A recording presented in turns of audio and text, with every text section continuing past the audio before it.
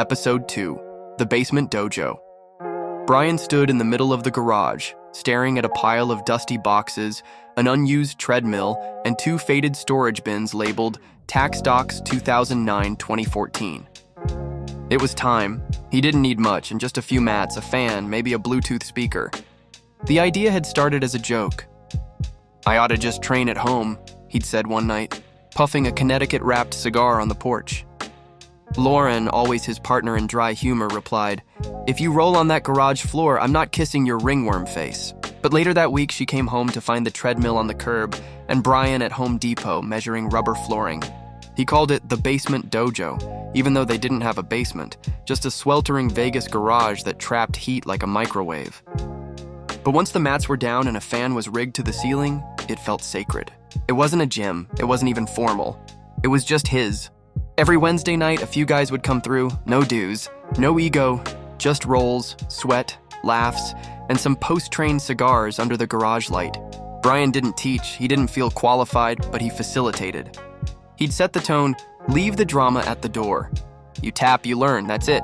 One Wednesday, Ramon showed up late. Purple belt, scrappy, quick, and always cracking jokes. He had a black eye from some MMA sparring earlier in the week. "Yo, B," Ramon said, slapping hands and bumping fists. "Your mat's too damn clean. You trying to impress the jiu-jitsu gods?" Brian grinned. Respect the space or roll barefoot in the alley. They trained hard that night. Slow positional work, flow rolls, and a few rounds that turned heated in a good way. Brian felt the fatigue creep in around round 3. His joints barked, his breath shortened, but he wasn't there to win. He was there to be, to move, to feel alive. After training, they collapsed into cheap folding chairs outside the garage, shirts drenched, cigars in hand. Brian lit a habano he'd been saving, and leaned back against the stucco wall. "Man," Ramon said between puffs, "I swear this is better than therapy." Brian nodded. "Because it is therapy. Mat time is truth. Cigar time is recovery." "Damn," Ramon said. "Put that on a t-shirt," Brian laughed. But inside, he was thinking about it seriously. Later that week, Lauren peeked into the garage while Brian was mopping the mats in silence. "You know," she said, arms crossed, "this looks like more than just a hobby now." Brian paused. "Is that a problem?" "No," she smiled. "It's just, I haven't seen you commit to anything like this in a long time." He leaned on the mop. "It's the only place I don't feel like I have to prove anything. Not to a boss, not to the world, not even to myself." She nodded, stepped in, and kissed him on the sweaty cheek. "Just remember, we've still got a marriage out here in the non-dojo world, okay?" "Copy that, coach," he said, giving her a half-hearted salute. The basement dojo grew slowly. A new white belt from the gym started coming regularly, a quiet nurse named Joel. Then an older blue belt named Mason, divorced and starting over. It was never more than 4 or 5 guys at a time, but that was the point. Intimate, controlled.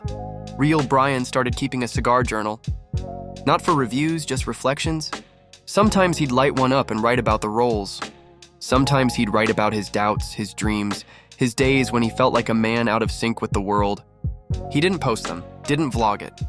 This wasn't for content, it was for clarity. One entry read, "The mat teaches you how to fail and not freak out. The cigar teaches you how to sit with the lesson." That's it, that's life. One night, after everyone had left and the smoke had faded, Brian stood alone in the garage. He looked around, at the mats, the fan, the water bottles, the cracked garage floor. And he felt it. He wasn't building a gym.